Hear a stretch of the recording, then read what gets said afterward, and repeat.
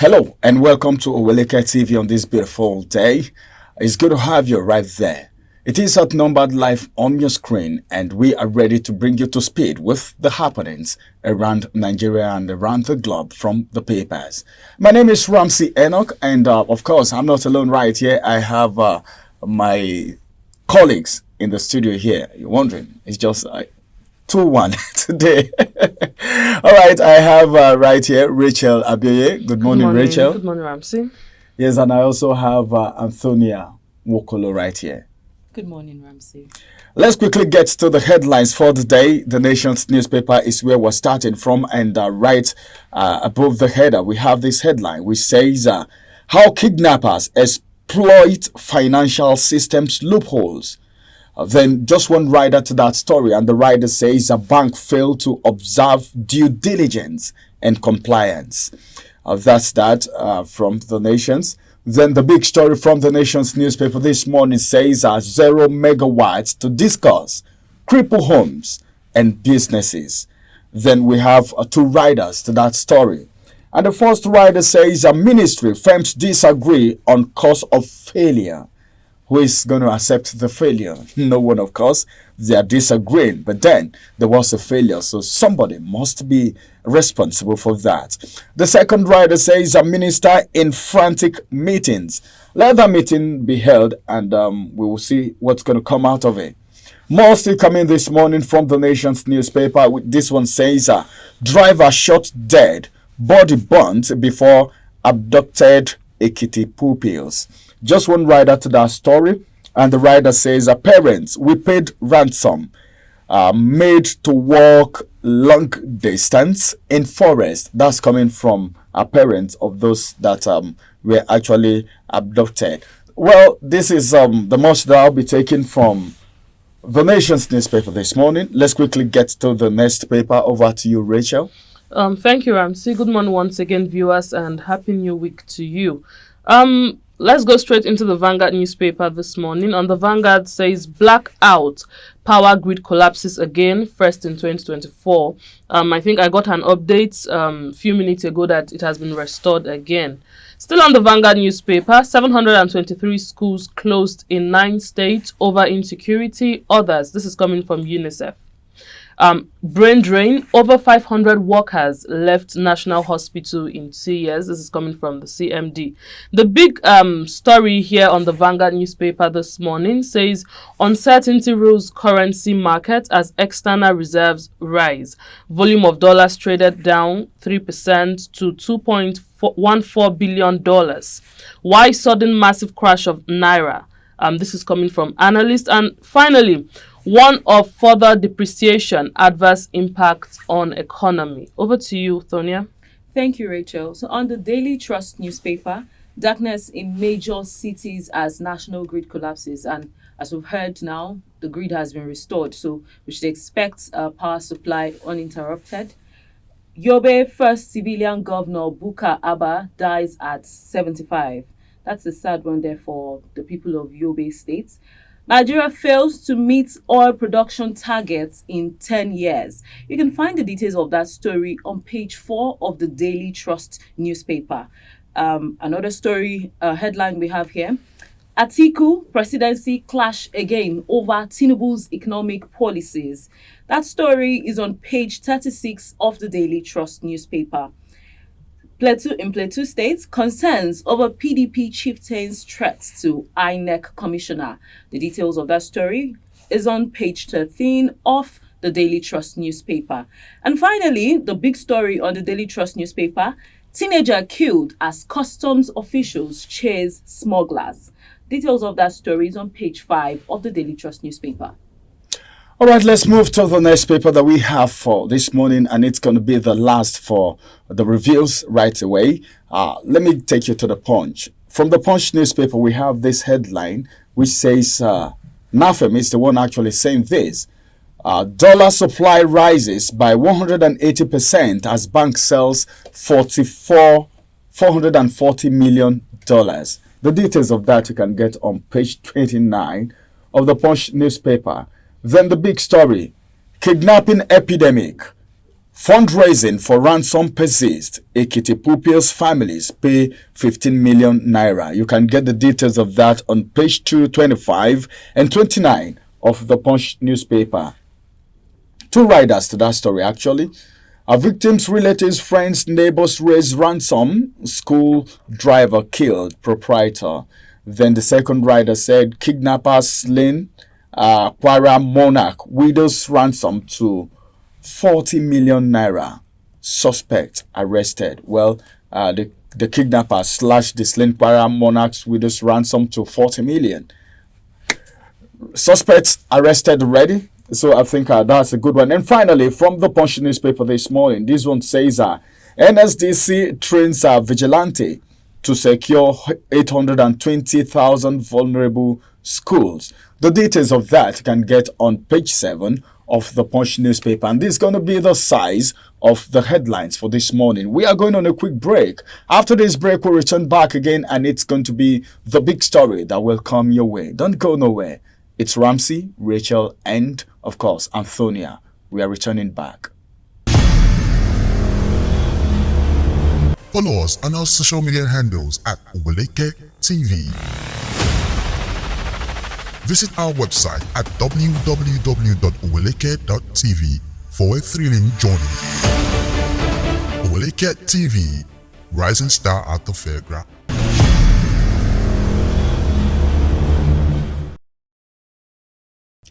Welcome from that break. It's been a very wonderful time.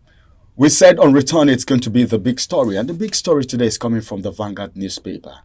723 schools closed in 9 states over insecurity and other things. What do you think will happen to these schools? Will they meet up with the curriculum much later? Will they even return? Because as it is right now, we don't even know when this insecurity is going to be arrested. We don't know when the situation is going to be arrested. Look at where this information is coming from. It's coming from UNICEF. UNICEF is an authority. All right. So if they tell you this thing is like this, that's exactly how it is in 9 states. And this is the one that we know yet. At the end of the day, you hear people saying, all right, well, half-baked, crime increasing. People are out of school. People are out of school. So what do you think? What do you do? What would you expect? This is where this country is right now. I don't know. I think the presidential candidate of the People's Democratic Party made a statement to the now president, and he said, well, if you don't know what to do, bury your pride and let people who know exactly what to do be asked to do it. I think he said something when he got into office. He said his government is going to be all-inclusive. Everybody, technocrats, every other person from different parties across border, will be coming into his administration. So, I don't know, looking at what Atiku has said and looking at the statistics that we have today, can we say the persistence of this insecurity in this country is causing a lot of harm? This is for schools yet. We're not talking about other sector. We're not talking about people who are jackpotting from this country. And a whole lot happening. How do you think this economy will grow with all of this? I think the federal government needs to do something. Let me bring Rachel into this conversation before Antonia will come in.